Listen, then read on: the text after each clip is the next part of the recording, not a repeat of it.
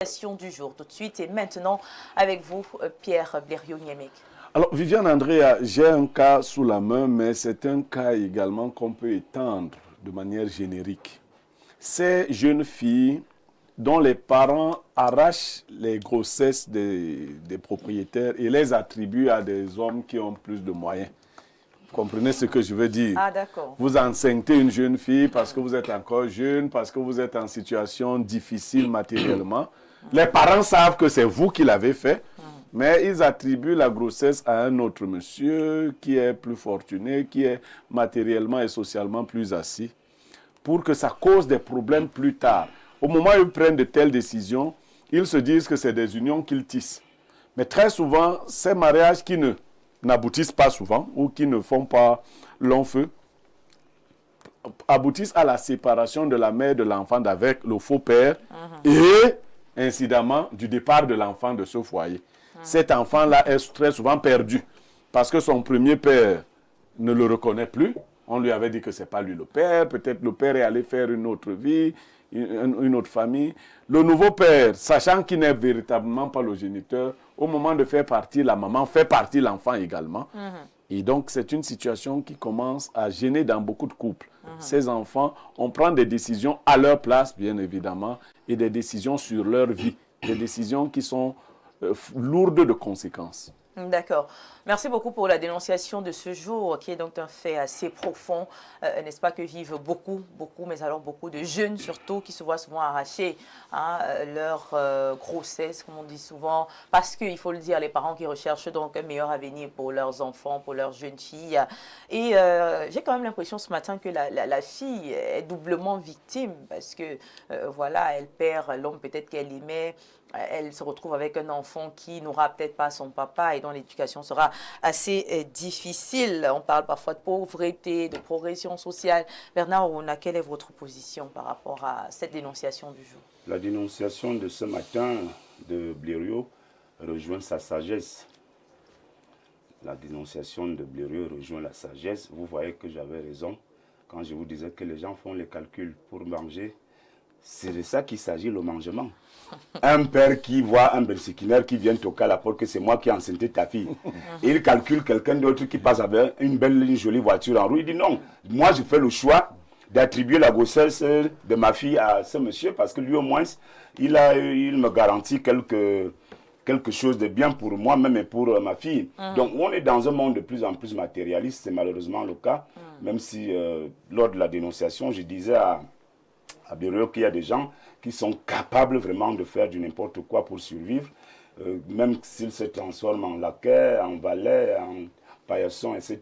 Ils sont capables de le faire parce qu'ils veulent survivre, ils veulent avoir un peu. Et je crois que c'est d'abord criminel.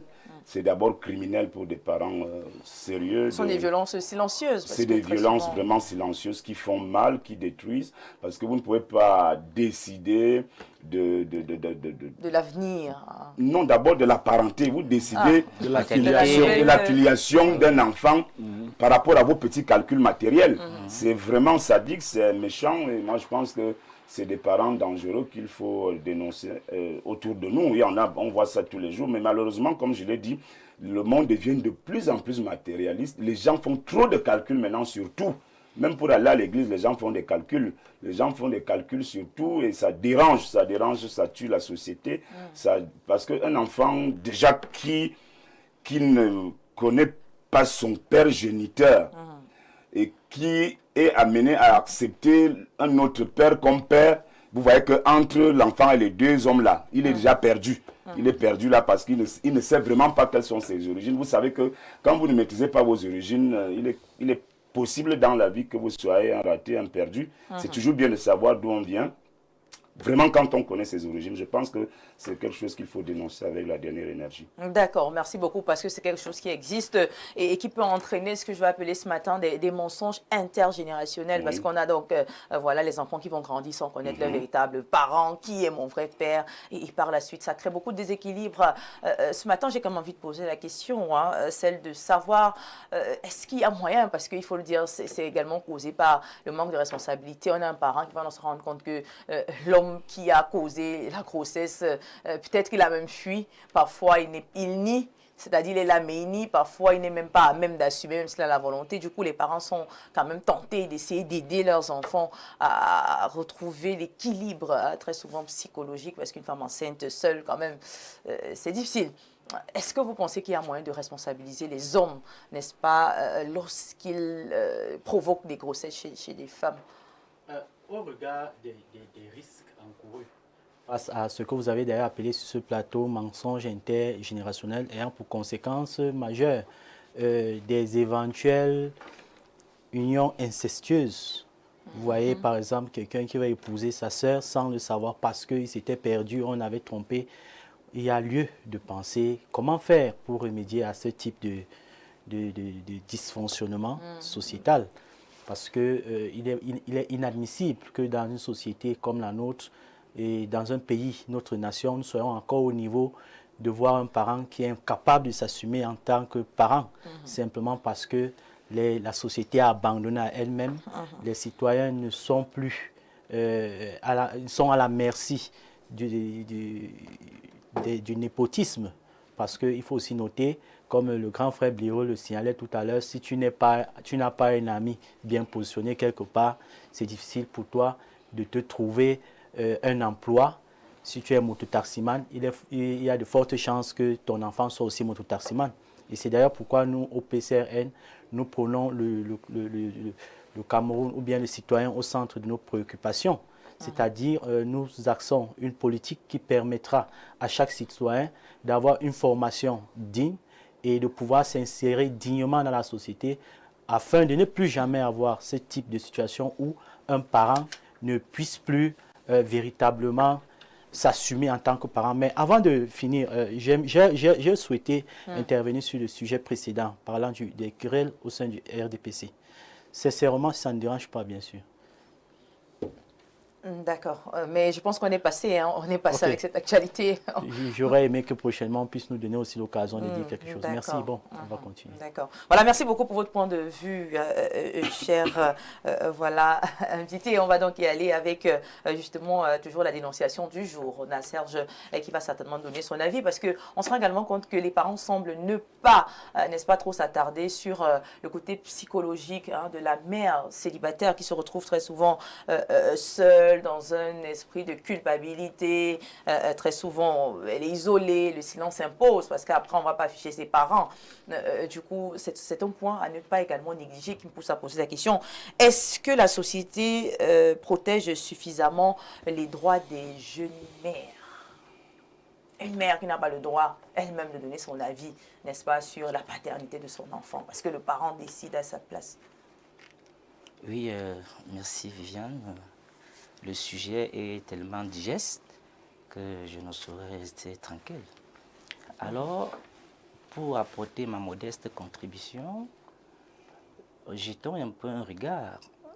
Lors de mon passage à l'internat Saint-Jean de Banga, nous avons été entretenus par Monseigneur Dieudonné Watio, qui est évêque de Bafoussam, parce qu'à l'époque, il était évêque de Konsamba. Alors, il nous avait dit ce jour, un homme pour être équilibré dans la vie doit avoir 3 dimensions. La dimension spirituelle, la dimension intellectuelle et la dimension sociale. D'accord. Donc, quand vous avez ces 3 dimensions, vous êtes équilibré. Et une personne qui a ces dimensions ne peut en aucun cas attribuer la paternité, n'est-ce pas, d'un enfant à une tierce personne. Peu importe les raisons. Peu importe les raisons, puisque déjà, de par votre formation, mais vous avez une façon de faire, votre éthique, voilà, donc c'est un problème d'éthique. Et je pense que le sujet est très bien et ça vaut la peine d'en parler. Oui, justement, voilà. On a quand même l'impression, est-ce que la loi fait assez pour protéger la vérité sur la filiation Oui, Viviane, l'atteinte à la filiation, c'est un crime. Okay. Jusqu'à 10, c'est un crime. On ne porte pas seulement plainte aux gens. Oui, justement, c'est le silence là qui me fait poser la question. C'est un crime. L'atteinte à par ignorance. Oui, les gens ignorent. C'est un crime, l'atteinte à la filiation. Oui. Donc, si les parents... Il y en a même qui changent les actes de naissance. C'est-à-dire l'enfant était déjà né, il était le fils de tel. Et comme Bernard on a l'argent, On fait un nouvel acte. On enlève le nom de On enlève ton nom. On met désormais Bernard Ouna. Très bien. Et on change le nom de l'enfant. L'atteinte à la filiation est un crime. Alors, quelques conseils avez-vous, Pierre Blériot-Niémé, sur comment sensibiliser les familles à respecter donc, les décisions de leurs enfants? Déjà, le copanéliste parlait de l'aspect spirituel. Oui. Pour ceux qui regardent le monde avec des yeux spirituels, vous ne pouvez pas décider de l'avenir de quelqu'un parce que vous l'avez vu là. Un jeune que vous avez vu aujourd'hui, mototaximan, laveur de voiture, qu'est-ce que vous savez de l'avenir? On n'en sait rien. Ah, beaucoup de familles ont chassé comme ça des futurs ministres, hein, des futurs DG, parce que vous croyez être trop matérialiste. À vouloir trop gagner, on finit par tout perdre. Donc, le vrai matérialisme même consiste à laisser la vie se faire. Si le jeune homme montre de la responsabilité, c'est son enfant. D'ailleurs, les parents qui font ça pour la plupart, c'est des pauvres. C'est-à-dire que tu es chez ton oncle, lui-même est pauvre, sa femme est pauvre. Lui refuse que toi tu fasses un enfant avec un pauvre. Alors que lui, sa femme est venue en mariage chez lui, sachant que lui, il est pauvre. Pauvreté plus pauvreté quand même. Non, mais non, ma cousine avait demandé à sa tante. Oui. Tu dis que mon mari et mon chou est pauvre. Toi, ton mari, c'est riche. Non, il faut laisser les gens s'assumer. Et l'enfant est un don du ciel. Vous ne savez pas ce qu'il peut apporter comme modification dans les vies des gens. Si votre fille allait avec un pousseur et ils ont eu un enfant, c'est l'enfant du pousseur qui assume sa paternité. L'autre monsieur, il faut lui parler. Ceux qui acceptent les enfants qui ne sont pas les leurs, le sachant souvent. C'est une perte de temps, Viviane. Très souvent, dans la famille, se trouve toujours quelqu'un qui va venir révéler à l'enfant que le type, ce n'est pas ton père. Moi, je connais ton père. Et la tragédie de l'histoire fait souvent qu'entre-temps, le père est devenu quelque chose. Vous voyez, on dit à l'enfant, parce qu'à la maison, derrière le maltraite, on dit, je connais ton père. C'est lui le SP du ministre de la Santé publique. Comme les enfants naissent aussi, ils trouvent le matérialisme, comme Bernard Ouna. Lui-même est devenu matérialiste. Ouais. Moi, j'ai un cas sous la main d'un enfant qui a découvert son père alors qu'il avait 26 ans. Vous savez, il voulait aller en Europe jouer au football. Il découvre que son père a été un joueur international. Qu'est-ce qu'il foutait encore avec le mari de sa mère? Il a rejoint son père en scène internationale. Alors... Le mari de sa mère est resté, on l'appelle Monso, ça veut dire les mains vides.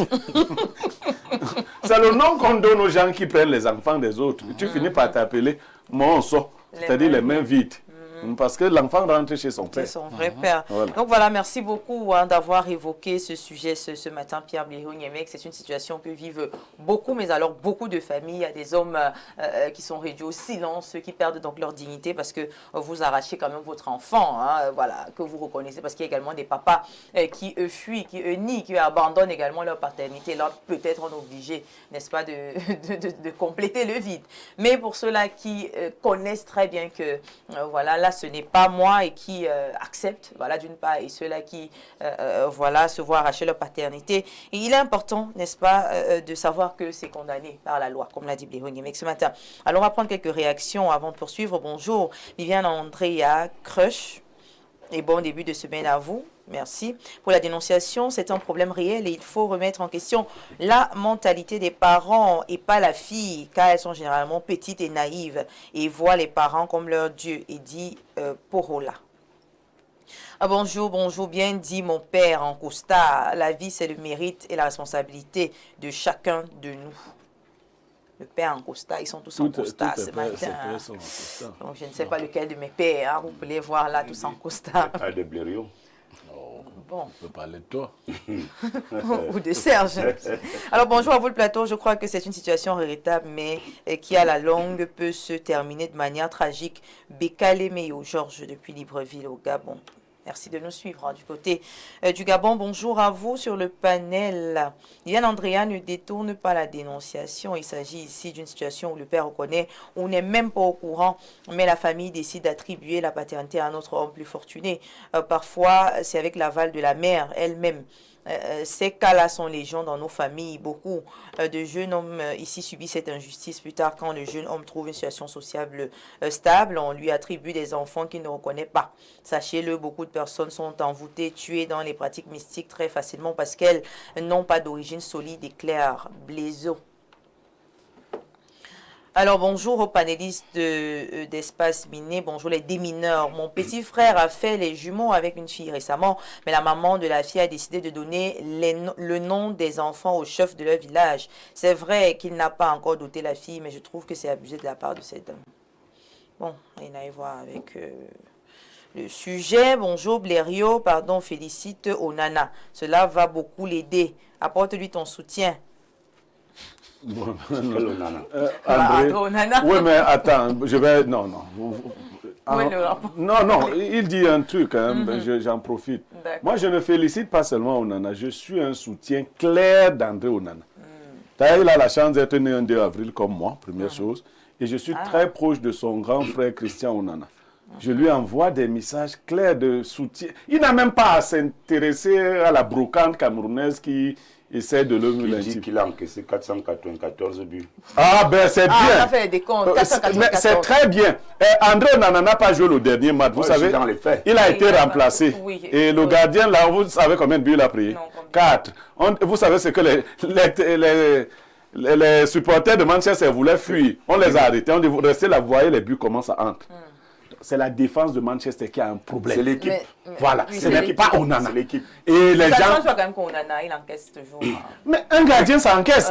Vous connaissez, On vous connaissez un gardien qui n'encaisse pas? Bon, il faut quand même faire des... Quel est le gardien qui n'encaisse pas? Il y a Dites-moi pas que de tel gardien qui n'encaisse pas. Il n'y en a pas, mais quand même... On en a fait partie des 5 meilleurs gardiens du monde. C'est pas moi qui le classe parmi. D'accord. D'accord? D'accord. Oui, bien sûr. Et il joue dans les plus grands clubs du monde. D'accord. Il n'y a pas son pareil actuellement. Merci. Donc moi, je ne sais même pas. Quand tu es né le 2 avril, qu'est-ce que les petits égrisiens là... Bon, c'est eux. C'est eux qui marquent les buts dans le camp de Nana. Excusez-moi un peu. Hein. Ce sont les églisiens qui marquaient les buts. Dans le camp de Nana. Apparemment. Vous savez, Viviane, quand vous dansez de l'eau, vos amis diront toujours, que vos ennemis diront toujours que vous soulevez la poussière. Donc moi, je pense que... Un pro André Onana également. Il a fait ses preuves. Hein. Oui, Le 24 de Dieu. En gagnant une Coupe d'Afrique. Le 24 de Dieu, que votre petite Coupe d'Afrique, l'André n'en va vous donner ça. Le 24 de Dieu, D'accord. c'est le patron de l'équipe nationale actuelle. André Onana, c'est le président du football camerounais. Le reste, c'est le passé. Les has-been. Bonjour à Joseph Patrick Bala qui partage certainement votre avis en ce moment. Alors, d'autres messages. Bonjour, monsieur Blériot. Comment faire quand tu es conscient de la paternité et la fille subitement te dit que tu n'es pas le père? Quelques années plus tard, elle revient te dire que c'était ton enfant. ADN, 150 000. Ah, d'accord. Le prix ne fait que baisser. D'accord. Comment tu en sais? Même moi, j'ai 15 enfants. Ah, donc, il y en a qui n'ont pas besoin d'ADN. Les autres, je dis, allez, quand On va au centre Pasteur. Au centre Pasteur, 150 000. D'accord. Bonjour, Espace Miné. Dans ces situations, les parents estiment que leur fille mérite mieux que le géniteur de leur enfant. Si votre fille méritait vraiment mieux, elle n'irait pas... C'est pas pour depuis 34 ans. Ça peut être très violent. Il est violent, hein. Il doit être victime. Il faut pardonner. Il est nerveux. Bonjour, dites à Niamey que Kassongo est nul comme Richard. C'est bien. Bon. Bonjour à vous les démineurs. Moi, personnellement, la dite situation me concerne. J'ai eu à avoir un enfant avec une fille de 18 ans, moi ayant 19 ans. Je n'ai pas pu avoir le courage de prendre mes responsabilités malgré mon bon vouloir à cause de la pauvreté de mes parents et de moi-même. Je me disais que je n'étais pas digne d'être son père pour le moment aujourd'hui. Pour le moment, ok. Aujourd'hui, par la grâce de Dieu, je suis ingénieur, génie informatique. Dieu veille par la grâce de celui-ci. Si je vais bientôt rencontrer ma fille pour la première fois. Non, bon. Tu as joué au bandit, hein? Non, c'est pas bien. C'est pas le même cas, quoi. Il y en a qui ont accepté d'être papa malgré la pauvreté, qui ont commencé et après la vie a changé. Moi, je ne suis pas d'accord parce que les hommes qui le font ne pensent pas souvent à la jeune fille qui se retrouve seule. C'est même pas notre dénonciation. Hein. Face à ses parents. Oui, mais il y a cet aspect aussi. Oui. Bonjour, Espace Miné, à tous son éblouissant panel. Il est important pour les parents de souvent laisser les enfants faire leurs propres calculs. Souvent, pour les parents qui se comportent ainsi, finissent par fabriquer des monstres qui vont se retrouver avec 10 enfants, 14 PMS. Bonjour, la plus belle des journalistes de ces 20 dernières années en Afrique du Sud, Sahara. En Afrique au sud du Sahara. Voilà, au sud du Sahara, c'est ce qu'il voulait dire. Merci. Tout simplement. Chacun a son problème. D'accord. Bonsoir bien Andrea, c'est tout, il n'a pas dit quelque chose, il n'a rien dit de plus. Très joli ce matin. Et concernant la dénonciation de ce jour, je pense que les parents en font trop, croyant qu'ils veulent du bien à leur fille, mais cependant mettre leur fille dans des situations difficiles, car la vie de cette dernière sera vue comme, elle sera vue comme une dévergondée aux yeux de son conjoint forcé à abandonner. Cependant, il faudrait que les parents sachent que si leur fille est encore mineure, il faudrait qu'ils prennent soin d'elle et de leur enfant. C'est vrai ça? Non. C'est au géniteur de prendre en premier soin de son enfant. Tu sais faire l'amour, tu ne sais pas travailler. Tu travailles pour nourrir ton enfant. D'accord. Bonjour Viviane. Le premier défaut de l'être humain, c'est l'égoïsme. Une fois que nous l'avons compris, ce type de comportement condamnable ne devrait plus nous surprendre. Ce monsieur est donc le produit de sa société. C'est qui? Monsieur Mandin qui nous écrit. Alors bonjour, bon début de semaine, Viviane Andrea, la Miss Cameroun. D'accord. Merci. Bonjour à vous. Je vous propose... C'est une bombe qui, si rien n'est fait, va faire exploser les sociétés. Oui, c'est véritablement une bombe parce que beaucoup d'enfants grandissent en pensant que mon papa c'est tel et pourtant mon papa c'est tel. Et après, c'est difficile. Bonjour, permettez-moi de sortir du cadre de la thématique. Non, on n'a pas sorti du cadre de la thématique. Merci. Bonjour, pour la dénonciation de ce matin, mon frère a connu ce genre de situation quand nous étions au lycée de Zoïtélé. Dès que mon frère était sorti du centre d'instruction de Koutaba, la belle-mère est venue déposer l'enfant à la maison. Et le père géniteur, à son tour, a porté plainte à la famille de la fille pour escroquerie. Ouais. Voilà, donc peut-être c'est son vrai enfant, mais malheureusement, les preuves et tout, Et puis la colère également, ça fait mal de s'être fait humilier. Alors, bonjour, Bléhe lui-même, c'est Konane, nul. D'accord. Bonjour Viviane, monsieur Nyemek est un Bassa. Les Bassa sont les premiers tueurs de leurs frères. Eto demeure le président du football au Cameroun et aux yeux de beaucoup dans le monde. Merci. J'ai dit qu'on en a, c'est le présent. Je n'ai pas dit que Eto... Il a que tu as dit que le président. Et maintenant, les Bassa ne sont pas les tueurs de leurs frères. Il faut aussi corriger ça. Il faut corriger ça. La différence entre nous, les Bassa, et vous, les autres, c'est que vous couvrez les déchets de vos frères. Nous nous exposons parce que nous voulons être une tribu propre. C'est ça le modèle du Bassa. Ça donne? Oui. Les mauvais Bassa, moi je combats quel bon Bassa? Citez-moi un bon Bassa que je combats. Un bon fils. C'est pas un bon. Vraiment, vous faut arrêter ça. J'ai déjà répondu à ça. On m'a même supplié de ne plus parler de ça. Donc, mettez ça de côté. D'accord. Il a gagné quoi en 4 ans? On met tout de côté. Il a gagné quoi en 4 ans? Est-ce que c'est lui qui... Il a gagné quoi? Sous lui, on a gagné quoi? Il faut vraiment me laisser la paix. Donc, si Comment tu peux Son nana a fait quoi pour le pays, lui? Son nana qui joue au goal. Qu'est-ce qu'il a fait pour le pays? Pas je vous cite quelque chose. Oui. Quand vous allez à la Coupe du Monde, la dernière, c'est Onana qui a payé l'avion qui a amené les Lions au Qatar. Vous le saviez? Mais bon. est-ce que c'est une Non, est-ce que vous le saviez? Il a juste payé. Non, est-ce que non, vous vouliez savoir? On ne savait pas. D'accord. Je pense Vous voulez savoir d'autres choses? On a quand même un bon score à la Coupe du Monde. Toi, tu n'es pas Eto, là. Non, non. Tu es Bassa, il faut peut-être qu'on clarifie d'abord que tu es Bassa. Il faudrait pas que... Il y a donc cette nouvelle race de Bassa qui fait comme vous. Rien à voir. Voilà, donc, vous comparez quelqu'un qui est présent et le parler des passé. résultats. Oui. J'ai dit donc, à la dernière Coupe du Monde, Oui. Eto a permis au Cameroun d'avoir les résultats que nous n'avons pas eu depuis Ah, donc 20 ans. c'est Eto qui a permis d'avoir les résultats. puisque vous maintenant, mettez- quand on demande ce qu'il a gagné, ce n'est plus lui. Puisque quand vous demandez c'est que l'autre a gagné, vous dites qu'il a payé, On a eu l'avion. quel résultat? On a eu quel résultat? On a battu le Brésil. On a eu battu- quel résultat? On a battu Tu sais le ce qu'on Brésil. appelle résultat? On est rentré avec combien de points? On a eu quatre quel points. résultat? On est On rentré avait avec plus 4 combien? points en Coupe du Monde. On a ça, le plus de résultat. 4 points, oui. Oui. C'est le résultat. On avait plus 4 points. Écoutez comment ils ont... C'est le résultat. Un pays qui atteint les quarts de finale, qui se vante d'avoir été chassé au premier tour avec 4 points. Et c'est ce que vous racontez là. Merci très cher. Ça, c'est les losotos. On va revenir sur la On vous appelle dénonciation. les losotos. On a battu le Brésil. On va revenir sur la dénonciation. Je vous Tout à laisser fait. quand même un peu de Faut temps pour m'éviter pouvoir souvent vous sur ce- exprimer à ce sujet. Hein. Vraiment, Tant mieux. prière de rester sur la dénonciation qui Voilà. parle de ces parents qui attribuent les Voilà. paternités à d'autres On vient hommes pas. riches, des Voilà. hommes influents. Des hommes riches comme Andro Nana, Ou comme Eto. ancien riche. Ah bon, c'est un ancien riche. Samuel est ancien riche alors. Bonjour. Alors, je prends un dernier message. Bonjour à vous. Bon, ok, on va laisser je ne voudrais plus qu'on ait ce sujet. Bonjour. Non, mais attendez, restez sur la thématique, tout le monde. Le bureau qui les a, parce que là-bas, ce bureau n'est pas bien. Maintenant, tout le monde réagit sur le sport et sur les tribus, sur les bassins. Bonjour à tous sur le plateau. J'aimerais un conseil de la part du plateau. J'ai eu un enfant avec une fille, mais sa famille passe le temps à prendre les décisions qui concernent mon enfant. Que faire? Jusqu'au point où ils ont fait l'acte le jour dit, on m'a demandé de les retrouver pour établir le dit acte, faute de moyens de transport pour m'y rendre ce jour. L'officier n'a pas mentionné mon nom sur l'acte. Non. Les agents aussi. Lui aussi, l'exact. Et quand il n'a même pas l'argent de transport, il a fait aller. Écoute, non, vraiment, il y a des gens qu'il faut fouetter. Tu marches à pied, c'est ton enfant. Quel conseil il veut?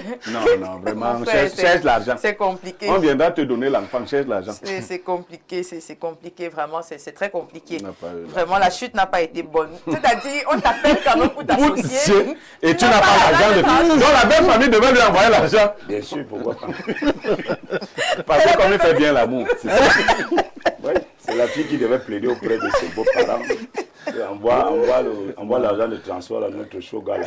D'accord. Alors, un message, il dit bonjour espace miné. Je pense que c'est pour donner une meilleure idole à l'enfant. Je pense que c'est voilà. Car c'est mieux qu'un long enfant. Non, mais attendez. Mais non, je pense qu'on va laisser tomber les messages. Hein. Merci beaucoup parce qu'ils sont nombreux qui réagissent sur autre chose plutôt que sur la dénonciation du jour. En tout cas, on a retenu que ce n'est pas bien. Il faudrait que les parents, n'est-ce pas, changent de mentalité, apprennent à respecter tout simplement la dignité, hein, le choix de leur fille. Si la fille a fait le choix, ça veut dire qu'elle sait qu'elle est capable d'en assumer, de supporter, d'accompagner, n'est-ce pas, son conjoint, le papa de son enfant, n'est-ce pas, allant à la recherche des moyens financiers. Donc voilà, merci beaucoup. C'était la dénonciation du jour. Mesdames et messieurs, on va y aller avec la troisième et dernière partie consacrée à l'instant de l'analyse, la thématique. Nous allons vous la redonner tout à l'heure. Mais d'abord, on va faire un coucou à nos partenaires qui nous font confiance. La publicité tout de suite et maintenant.